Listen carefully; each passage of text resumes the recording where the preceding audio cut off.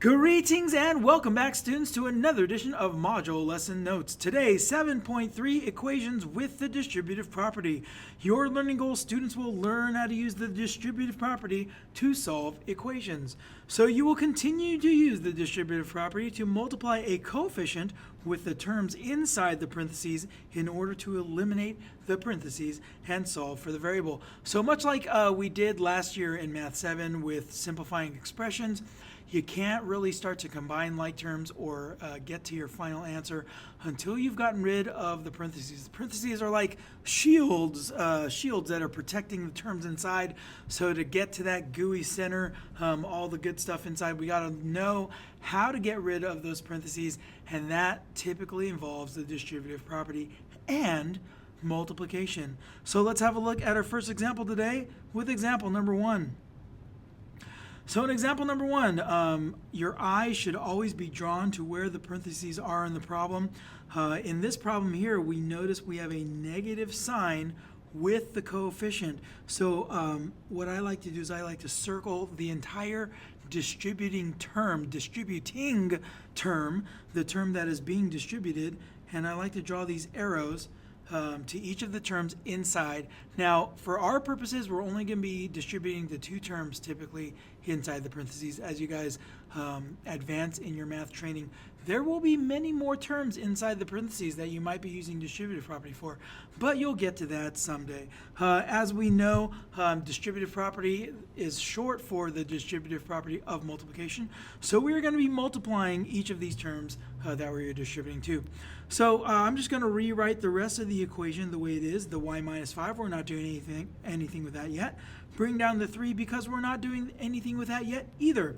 So let's figure out our distributing terms. So we have negative 9 times y. It's going to leave us with negative 9y. And then we have a negative 9 times positive 2. So negative times a positive will give us a negative product. 9 times 2, of course, is 18. So I like to keep this here color-coded. So you can see this part in orange is the result of the after distribution, after distributing negative 9 to y plus 2. So now here's our equation that we get to solve, just like we did in lesson 1. Let's start by moving. I'm going to move 9y to the left side, mostly because I like to keep, we like to keep our variables on the left side. Okay, the 9y's on the right will cancel. We have 9y plus y, which will give us 10y. Just bring down everything as it is. When you guys get more comfortable with this, you can do multiple steps in the same, multiple moves in the same step. So in the future, you might be able to combine these two constants in this same step just to save time, but write it out while you're still getting used to it. So we still have a lot of stuff going on here. We're going to combine these right now. So 3 minus 18 will give us a negative difference. The bigger number is 18, so we're going to end up with negative 15 here. I'm just going to bring this down again and start again. So negative 10y minus 5 equals negative 15. We're going to add 5 to both sides. Cancel, cancel. 10y equals, well, we have subtraction here. The 15 is still bigger than the 5, so we're going to end up with negative difference again, and we end up with negative 10. Final step, divide both sides by 10 to isolate the variable y, and our final quotient is negative divided by positive negative. 10 divided by 10 is 1, y equals negative 1. Here's our final solution for example number 1. So not too bad. Again, take your time, write out the steps. It's a lot, trust me, it's a lot more helpful to you, the student, to write out your work. Don't try to do it all mental math. Because if you ever make a mistake, you want to be able to look back and identify where you're making mistakes. That's the whole point. All right, let's have a look at example number 2. So here in example number 2, we have distribution here of this 2 to the x and the negative 7. That's going to give us 2x minus 14. Bring down everything else down just the way it is, minus 4x. Okay, I'm going to move the 4x, not only because it's negative, but because it's on the right side. I like to keep my variables on the left side, just because. Here we have two negative terms. I'm actually going to add them in the same step as I alluded to in example 1. Once you get more comfortable with stuff, feel free to take some shortcuts. All right, so we have a negative plus a negative. That's going to give us a bigger negative. 10 plus 14 is 24, and that's going to leave us with 12 on the right side. Quickly, we're going to add 24 to both sides to move the 24 to the right side, cancel the ones on the left.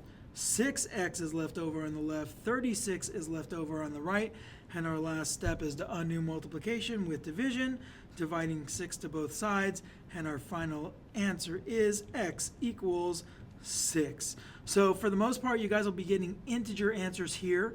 In a couple of examples, I'll be showing you how to eliminate fractions. Actually, not in a couple of examples, in our next example, but how to eliminate fractions to kind of only have to deal with integers and whole numbers, which is kind of the point here.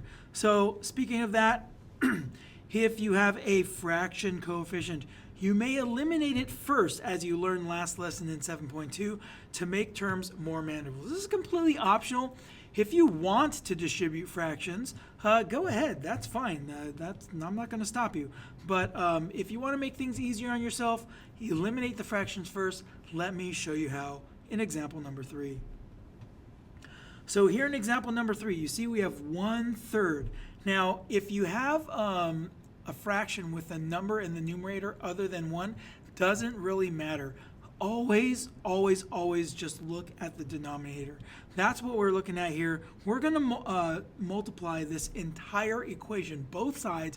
You have to do it to both sides by whatever the denominator is. In this case, it's 3. So I'm going to distribute 3 to this coefficient. Now, because this term has parentheses, we do not need to distribute. You do not need to, I don't know why I did that. You do not need to distribute to the terms. Actually, you cannot distribute to the terms inside the parentheses. So only the terms outside of parentheses, like the coefficient -4, and as well as 1/3. That's the whole point. Okay, multiplying 3 times -4 will give us -12. And then the rest of it is times -5 minus b. Okay, and that's going to be equal to. Now, the whole point in multiplying by 3 was to multiply 3 times 1/3, which will give us 1. And since our coefficient of this term over here is 1 now, we can actually just rewrite this expression without, sorry, I wanted to change colors, without the parentheses. So we just end up with b plus 16, because we actually don't need to distribute anything anymore since the coefficient is now 1. So that just gets rid of the parentheses. Okay. Let's distribute on the left side here. -12 times -5 will give us a positive quotient, positive product. 12 times 5 is 60 minus, I'm sorry, not minus, but plus, because we have another negative times a negative, and that's going to give us 12b. Bring down the right side just the way it is. I'm going to move this 60 over. And you know what I'm going to do? I'm also going to move this b over at the same time. If you're not comfortable with moving this many terms at once, then just go step by step. But, I'm just trying to show you some strategies here that might save you a little line space in your math notebooks. Okay, we're going to subtract these two terms here. 60 is bigger than 16, and our difference here will be 44, which is nice, because as you can see, when we divide both sides by 11, we will get a final answer of b equal to, that's right, -4. Don't forget, negative divided by positive is negative, and 44 divided by 11 is 4. So -4, b equals -4, just 1 4. b equals -4 is our final answer. Whew, let's have a look at our final example, example number 4. So here in example number 4, you guessed it, we are going to eliminate this fraction by multiplying the entire equation by 5. So we just have to deal, ooh, my arrow missed. You missed arrow? Okay, we're just distributing to the coefficients here. So just to 3/5 and -3. So you'll see in this first coefficient here, just the 5's will cancel, which will leave us with a 3.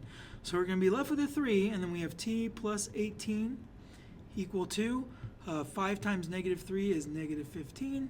And then also leaving the terms inside the coefficient 2 minus t. Let us distribute twice. We're going to distribute both terms at the same time, leaving us with 3t plus 3 times 18, that's right, 54.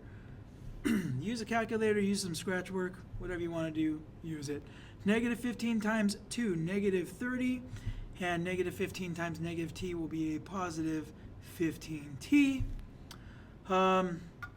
You know what? More important than keeping the variable on the left side is keeping the variable positive, in my humble opinion. So I'm going to move the 3t to the right side. It's not that big of a deal because I can just flip-flop the variables at the end. I'm also going to add 30 to both sides to move the 30 away from my 15t. So I'm going to add 30 to both sides. Okay, that's going to cancel out the 30s. That's going to leave us with 84 on the left side, and 15t minus 3t gives us 12t. All right, in one fell swoop, I'm going to divide by 12 to both sides. Cancel, cancel. And now when I write my final answer, I'm just going to bring t to the left. No problem. We're not dealing with inequalities, so we don't have to worry about keeping track of the direction of the sign. Equal sign is always facing the same direction. And then lastly, 84 divided by 12 gives us, that's right, 6. T equals a positive 6, and that is our final answer, our solution to our equation. Woo! We did it! Our practice for today, page 214, numbers 3 through 12, all omit number 11. If you don't know what omit means by now, I don't know what to tell you. Don't do number 11 if you don't know what omit means. But that's going to be it for me, Mr. Morita, signing off from the internet. Wherever you are, hope you're staying safe, hope you're staying healthy. Have a great rest of your day, and I'll see you guys next time. Bye-bye.